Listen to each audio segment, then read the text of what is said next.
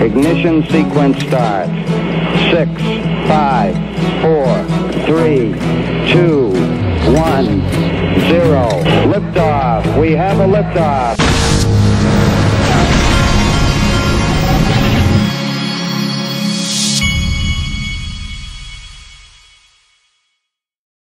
Too much time the last couple of months focusing on what's happening in the market itself. And we've got ourselves a $2.7 trillion market. And a lot of you that are listening to my voice were not there in the, when was it? Back in 2018. I think back then this market got as low as $100 billion. And we're now sitting here looking at 2.7 trillion. And in my opinion, we are just getting started. And when I'm talking to people all the time, I'm just like, just imagine what this looks like once this Ripple lawsuit's over, because you know it's going to be over at some point. These things don't last forever. And when that happens, that 2.7 trillion, and in fact, I'm going to play a short video here because it's not just me that thinks this. There was a BitBoy video where he's talking about what a settlement will do for the whole market, or for Bitcoin in the market period, really. But so we're at $1.21 in XRP. I feel like some people might be getting confident out there about where this is going. With all that we've shown and all that we've talked about, why shouldn't we be confident? Okay, now listen to what BitBoy says here, because I totally agree with this. And when you're looking at what can push Bitcoin up further, ironically, when this XRP news of the settlement comes out, this will lift up the entire space. Bitcoin itself will get a gigantic push from this. Why? Because it continues to legitimize crypto. Even the one that so many people thought, oh, well, it's a security, even that one's not a security. Okay, so it's going to push crypto definitely a lot more forward. Oh yes, and when you're, I believe that event, and here's something else that a lot of you, some people out there don't think about, but I've been watching, having watched this for 3 to 8 years now. I mean, I've been in it for 8 years. I haven't had the YouTube channel but for about 3. But here's what happens every time XRP surges. Guess what else surges? XLM. I've never really understood why they both surge at the same time, but those two kind of go together. A lot of times when the rest of the market is going down, they're going up, and in the reverse. And so that will be interesting to watch too. Now, Bank XRP has been adding some great videos. Like we know that, like Brad Garlinghouse a week or two ago was in Saudi Arabia. A couple of these videos about Ripple and what they have going on that I missed, so I wanted to show those to you.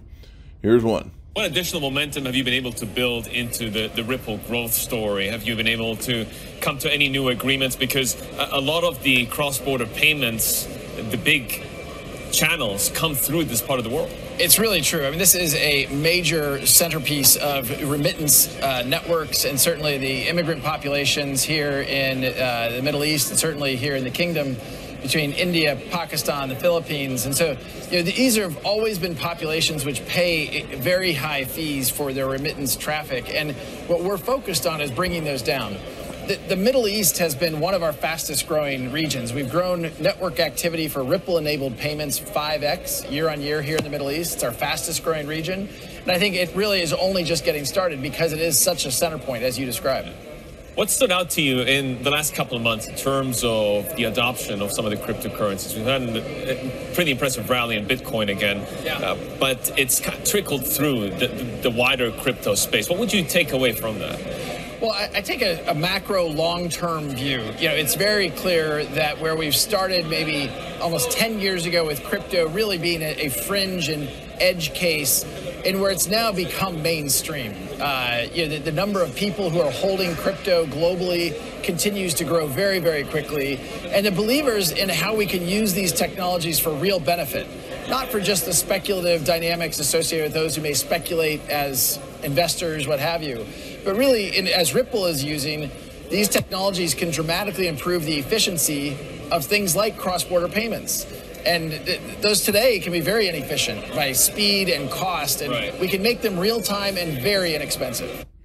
Okay, so that's one video, Bank XR. And by the way, give Bank XRP a follow. He's old school in this. And this is a Ripple partner that's talking about Ripple and Swift patent. Listen to this. Now, last month, your share price spiked briefly above 30 cents. It's now around that 18-cent mark. What caused the spike, and why wasn't it able to be maintained? If I'm honest with the market, the spike came from some public discussion about the patents that we own in the United States and drawing some connections with what our patent could be used for. We've made it public that our patent for an idea that uses blockchain and tokens to send and receive very rich payment information around the world has the ability to connect both old and new payment networks around the world. So for the transmission of payment messages, we could be connecting members of the Swift network with members of the Ripple network. And I think that late in August, we submitted some additional claims to the US Patent Office, and that received some really keen interest from investors around the world. So do you think it's only a matter of time then that more investors grasp the story and the potential? We released a new investor presentation yesterday, which I think does a much greater job of explaining in detail that framework that I talked to you about before in terms of what are we doing now, what's on the horizon for us next, and then what does our long-term strategy look like. And we have connected all of the dots between our United States patent reporting to regulators and some of the longer-term strategies of the business. And, I think it tells a really neat story about some potential significant long-term benefits for the company. That was Identity CEO John Raymond. Now, I want you to think about this for a minute. Let's go back to this. I want you to look at who Brad Garlinghouse is in Saudi Arabia and he's hanging out with. And I want you to see these people. The whole time I've been growing up, when you think of money, think of the Middle East. And I want you to put yourself in the position of Gary Gensler and the U.S. government. And you're looking at these guys and you're suing these guys. And meanwhile, the Ripple and XRP is marching on. And and here's the question. If I'm Gary Gensler, here's my question. What am I going to look like when this thing takes off?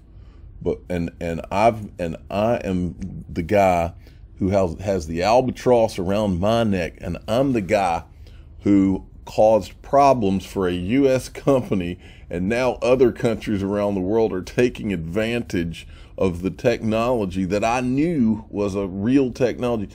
What does that make me look like if I'm Gary Gensler and the SEC of the United States? It makes me look like a horse's ass is what it makes me look like. That is what I think the dynamic is right now. Meanwhile, you got this guy who's walking around like he's the good guy. They're not touching this guy, Joseph Lubin. Watch this video. This guy, when I listen to this stuff, I'm like, what in the, what planet did you land from? Just listen to this.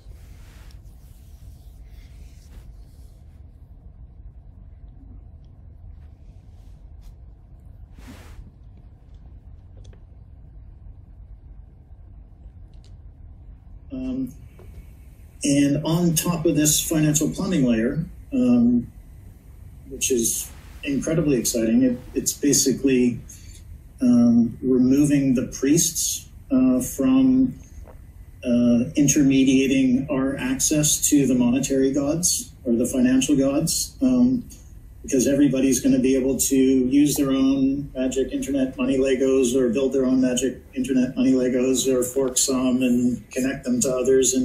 And so it really opens up the system and lays it bare for us to build what we want, build our own bank or lender or whatever. And on this new financial infrastructure, many new industries will be built and many existing industries will be re-architected. So we'll see lots of collaboration networks, tokenized, with their own embedded tokenized governance. I think all of this is going to lead to much more granular governance in the world. Essentially, we're in a world where we have these governments that make decisions, two-party governments or one-party governments, and they make decisions for all the people, and they don't serve most of the people very well. A narrow set of interests essentially follows their own needs. And with more granular governance, we're going to be able to essentially create our own money in different projects. You can create your own token on your project and define your own goals and follow your own philosophies and execute your own agenda. And so I think that it is going to be a much more empowering future where people and smaller organizations have much greater economic and political agency. Okay. Excuse me. All right. I wanted to show this too. This is from Stefan Huber. It says the SEC states their own filings that Hinman represents the view of the commission. The chairman also backed Hinman's speech in this letter, and there were commissioners out there pointing on video to the speech as terrific guidance from the SEC.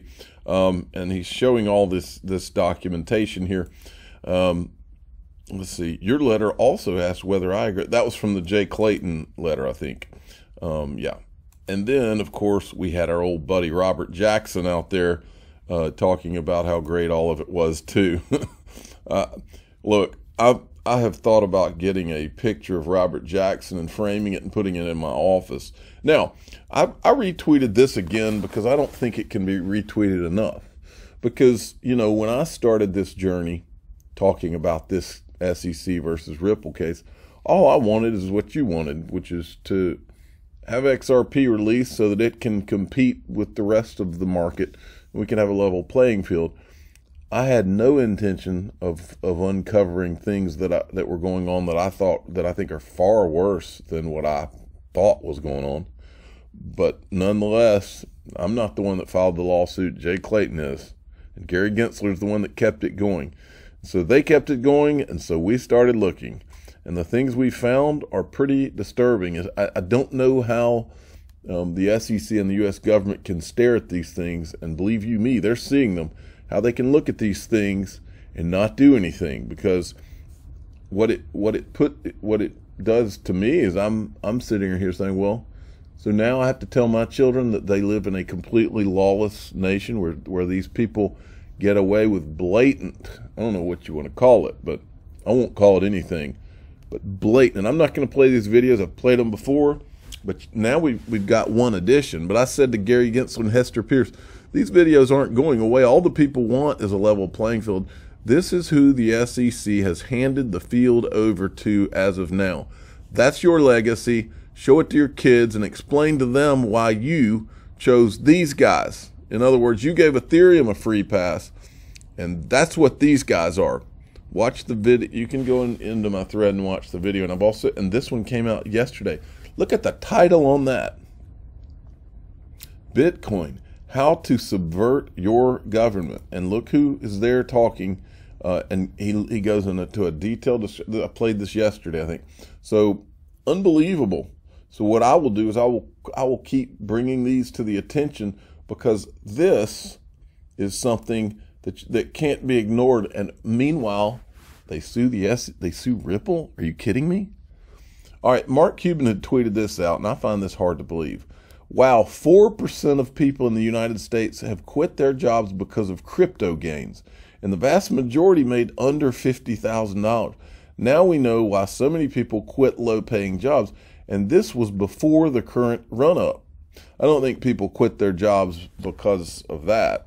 I think they quit them because there was so much money being handed out by the government. People were receiving checks. That's what I kept. My friends who have businesses, I was listening to them complaining about how they couldn't get people to work because they're getting checks from the government, and that's why that's never a good thing. Okay. Wanted to show you this because there's some good points here made by this at TAIG XRP. Brad Garlinghouse 2020, in 5 years we are Amazon. 2020 SEC versus Ripple. 2021 internal testing. 2022 industry migration begins with XRP clarity. all 2025, all financial institutions must be compliant. He had some things in this tweet that I remember, but I haven't shown. There's a lot of new people out there, and I don't know if you've seen them. He did say this: in 5 years, we are not just Amazon books, but we are Amazon. And then this is from Ripple. To help enable this next step in global interoperability and meet the evolving needs of our customers, Ripple is now part of the ISO 20022 standards body, the first member focused on distributed ledger technology. What are the new timelines leading to November 2022 for the various activities, release of standards, testing, etc.? And then it goes on and on. It's talking about, first in 2020, building awareness about change through the various resources SWIFT makes available and assessing the impacts in collaboration with vendors. And it says, it's like up here, it says these are the 3 major steps in adopting the ISO 20022. 2021, throughout 2021, implementing the defining solution for adopting the change, testing and internally.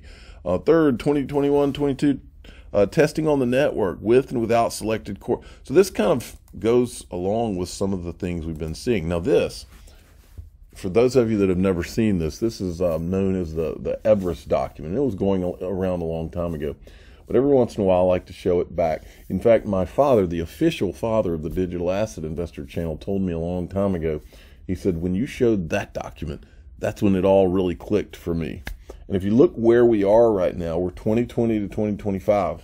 Blockchain solutions for capital markets and trade finance emerge, R3, DAH, Fabric, etc. ILP Java becomes interoperability standard for Hyperledger Foundation projects. Okay, so you can see where this is all going, folks. And there's been the foundation for all of this has been being laid for years and years and years. And for those of you that are wondering, I don't know if I ever talk about it much on this channel, but when I'm accumulating, digital assets right now, I'm accumulating, there's really just a handful, what I'm doing right now. I do buy Ethereum because from all my research and videos, to me it's obvious that Ethereum is going to be a part of the financial system. But I also I'm going to be continuing to accumulate XRP and XLM, okay? And there's another couple of things, I'm also going to be buying Backed stock, because I believe that Backed, the company that just went public, I believe that Backed is going to be like the NASDAQ was for technology, and then you had the New York Stock Exchange for all the big Dow stocks and all. I believe that Backed is going to be for crypto what those exchanges were for the last 100 years of trading on Wall Street. I believe that's what it's like, the next exchange for Wall Street. So that's kind of what the way I'm looking at. You do your own thing. I'm just telling you what I do. I'm the digital asset investor. I'm not an investment advisor. This is for entertainment purposes only. Please subscribe, hit the like button, and tell your friends and family that my top 4, these are the things that I'm investing in right now. XRP, XLM, Ethereum, and Backed. B-A-K-K-T. It's publicly traded now. Those are the 4 things that I'm interested in right now. And I believe that lives will be changed with those 4 things. I really do. Thanks for listening.